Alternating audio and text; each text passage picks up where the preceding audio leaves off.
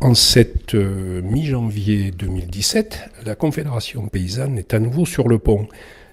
Stéphane Malroux, notamment pour des problèmes de grippe aviaire.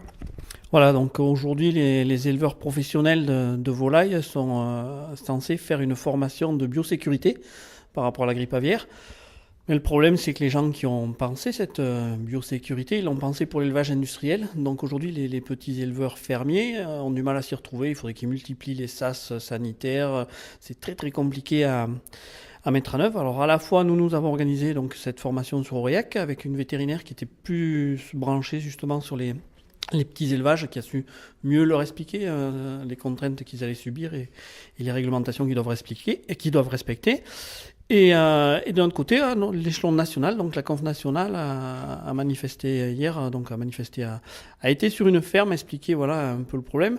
Donc nous aujourd'hui, ce qu'on trouve notamment d'aberrant dans ce schéma, c'est qu'il est adapté donc à la filière industrielle, qui est elle-même, je dirais, le principal vecteur de la grippe aviaire.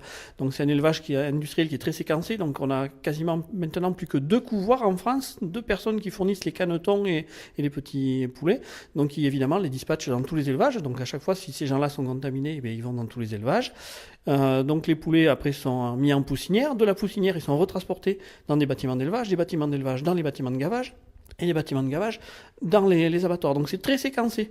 À l'inverse d'un élevage fermier où le poussin, à la limite, il va naître sur la ferme, il va être élevé sur la ferme, il va être abattu sur la ferme. Donc on ne déplace pas le virus, même s'il arrive sur la ferme, on est vraiment dans un milieu plus confiné. Mais malheureusement, voilà, aujourd'hui, ce plan de biosécurité, il ne va pas dans ce sens-là. Il est très contraignant pour l'éleveur fermier qui risque du coup, pour celui chez qui c'est qu'un petit atelier, de dire je mets un trait sur cet atelier volaille parce que c'est trop compliqué et je vais faire autre chose. Donc on va faire crever les petits paysans qui faisaient de la volaille pour finalement augmenter la production de volailles industrielle, qui est la source probablement des problèmes aujourd'hui. La maladie est arrivée puissamment dans le département ?